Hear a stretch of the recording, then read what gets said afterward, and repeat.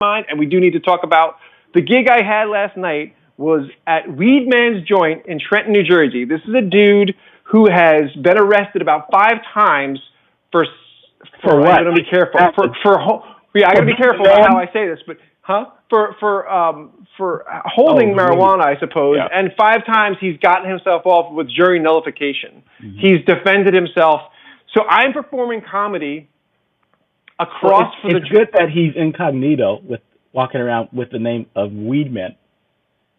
Well, that's his whole thing. He doesn't want to be incognito. He's taking this straight on. He's a true activist. To me, he's a true legend. I took the gig solely to meet the man. I didn't really want to go do stand-up last night. I went to go meet this activist, and it was mind-blowing. Mm-hmm. So he's created a sanctuary there, which means he is protected under religious right laws. So it's a Rastafarian sanctuary. So it's part of his religion to smoke weed there. And people go there and smoke weed. Now, I don't know. Dude, I didn't even know. The place had been raided, I think, just recently. So, I mean, I could have been swept up last night. So I didn't find that till after the show.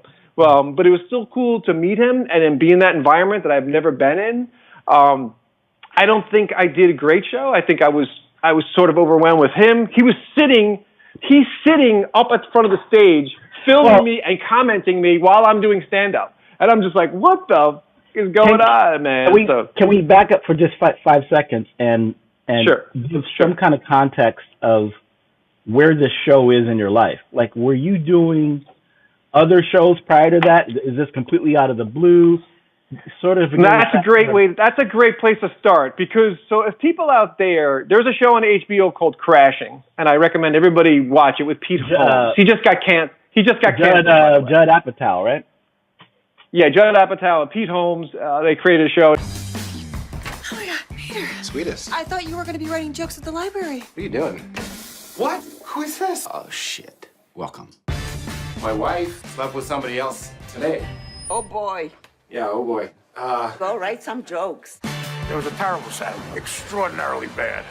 Top 5 worst I've ever seen. I'm going through a divorce. I'm kind of floating around. You can crash at my place.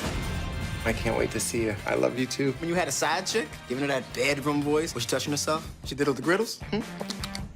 That was my mom. She's a special lady, and I'm her little gentleman. I've never done drugs.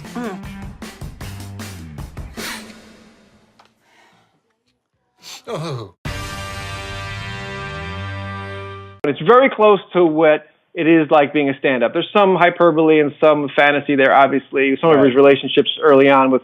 But I had not done stand-up. The last time I did stand-up was when I think we talked about it, was I was Ubering. My job as an Uberman, and I picked up a woman who was going to do her first open mic, and I said, I'll stop by and do a set. And I went and I stopped by and did a set. So I haven't done stand-up in that length since 10 years, 9 years, that much material. I mean, I must have done 30 to 40 minutes material last night. So, yeah, so there's a first time of doing a long set, hosting in about 10 years.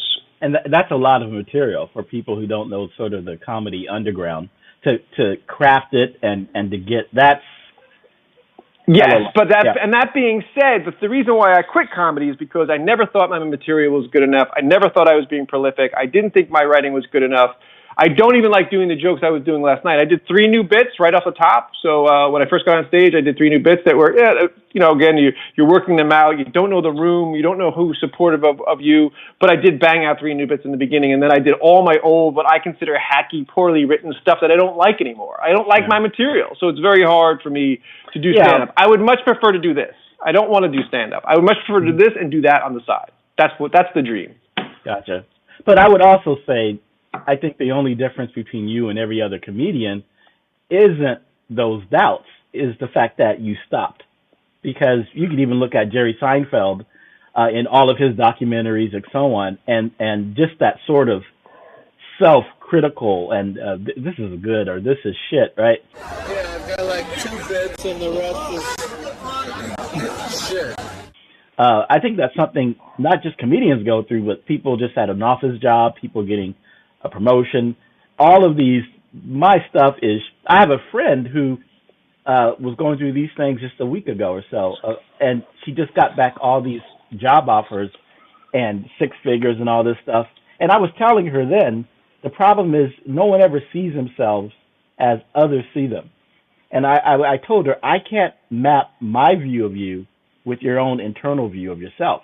And then like a week later, boom, she's 3 job offers. She's like, I don't know which one to choose. So I think we're all... No, and that's definitely deep shit you just said, because it really is hard to read also people internally what's really going on. But I would say to you, I also look at other comics with the same eye. I just don't say it out loud. So yeah. I evaluate all their comics, and I know what I really feel about their acts and them as a person. And I want to say an interesting thing about Pete Holmes, only because for a long time I couldn't remember this story. So it's a quick Pete Holmes story, because he comes across in the show Crashing as this really nice guy. So when I auditioned for the Conan O'Brien show at a comedy club, just before I really officially quit, because I met Conan O'Brien, remember, and he gave me an opportunity. I actually gave him my card. He actually took it back to his talent producer and actually set up his audition. And on the audition was me, Pete Holmes, and a comedian named Arj Barker. Thank you.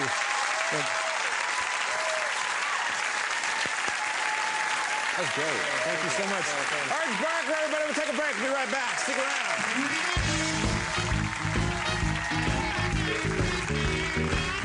And the reason why I'm bringing up is I couldn't remember Arj Barker's name. But Pete Holmes, after Arj Barker had an okay set with really good material, like way better than my material, he was laying into him, man. And Arj I felt like was being upset. And I was like, wow, this guy Pete Holmes is really a dick.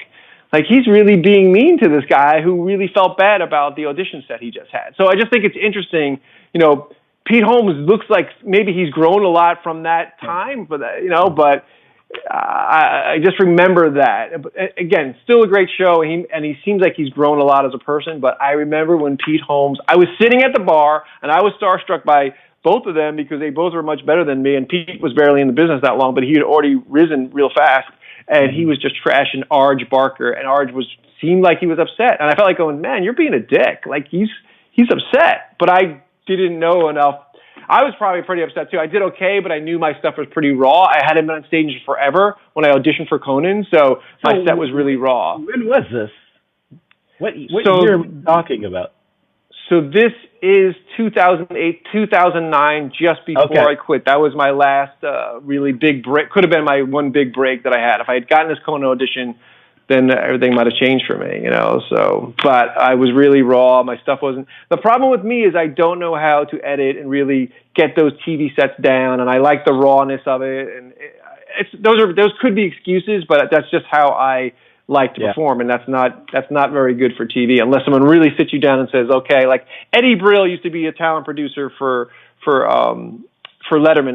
It's true, and I remember I was the MC the first time Louis C.K. ever did stand-up. Mm-hmm. Well, he was a writer at the Letterman show, and there was another guy from Massachusetts named Bill Sheft who's still working at the show, and the two of them recommended me for the warm-up. So I had a 6-week trial period, and here I am 16 years later. He would actually watch your set many different times, and he would work with you to get it down to TV ready, and then he would bring you on Letterman show. So he'd do all this legwork to help you have a really good set on the Letterman show, which is just crazy. Eddie Brill, one of the greatest hosts and MCs I've ever met, like definitely one of my idols when it comes to hosting, because hosting and MCing is a real talent. People don't realize. Again, it's a real talent. It's another skill that people don't really understand. Because you're not using pre-recorded information, for lack of a better word. You're feeding off of that live energy, and you're listening and everything else. And I've told you this in the past. Often when I go to a comedy show, my favorite comedian is always the host. Always. I mean, I always like to see how that comedian, that comic, is working the room. Because you know that's real.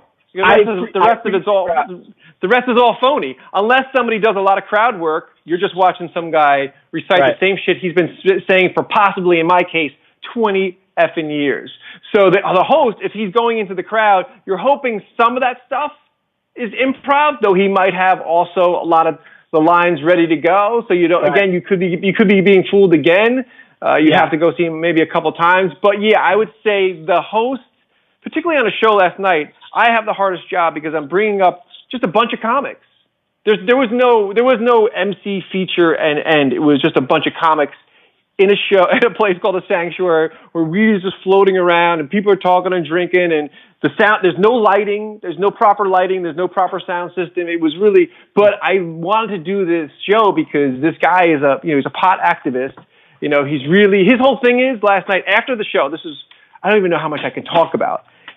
But I'll just say this because I think he's going to do it. When the laws, so next week, will be the legalization of March 25th will most likely be the legalization of marijuana in New Jersey. New Jersey Governor Phil Murphy and legislative leaders say they have agreed on legislation to legalize recreational marijuana for adults. The Democrats announced the agreement in a statement today. It calls for a $42 per ounce tax and entitles towns to collect tax revenue.